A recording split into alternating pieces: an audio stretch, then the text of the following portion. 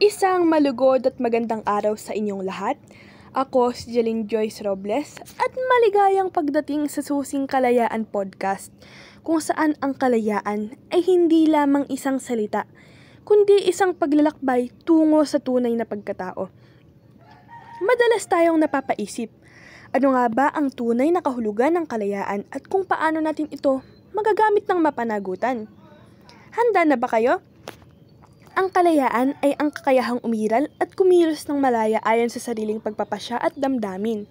Ang tunay na kalayaan ay ang kakayahang gamitin ang ating mga talento, karunungan, at pagmamahal upang makabuo ng isang mas makabuluhan at mas masayang buhay para sa sarili at sa iba, nang walang hadlang o pag-aalinlangan na humahadlang sa ating mga adhikain at pangarap. Kaya naman hindi dapat natin ito abusuhin bilang tao. Ayon kay Robert Johan, ay isang napakahalagang karapatan ng isang tao ang kalayaan at walang sino man ang pwedeng humadlang o pumigil sa anumang nais at gawin sa kanyang buhay. Ang ating pagtamasa ng kalayaan ay may kaukulang responsibilidad, kaya naman hindi mawawala ang dalawang responsibilidad na kaakibat ng kalayaan. Una ay ang kalayaang kaugnay ng malayang kilos loob, kung saan ito ay ang pagkilos para sa sariling kagustuhan. Ang ikalawa naman ay ang kakayahang tumugon sa tawag ng pangangailangan sa sitwasyon. Ito naman ay tumutukoy sa pagkilos ayon sa isang sitwasyon. Tayo ay dadako naman sa dalawang aspekto ng kalayaan. Una ay ang kalayaan mula sa.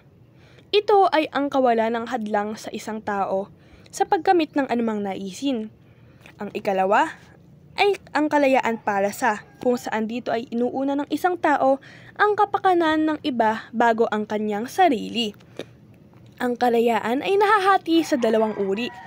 Ang una na may malayang pagpili o mas kilala bilang free choice o horizontal freedom. Ito ay ang pagpili sa kung ano ang alam ng tao na makakabuti para sa kanya o sa kanyang sarili.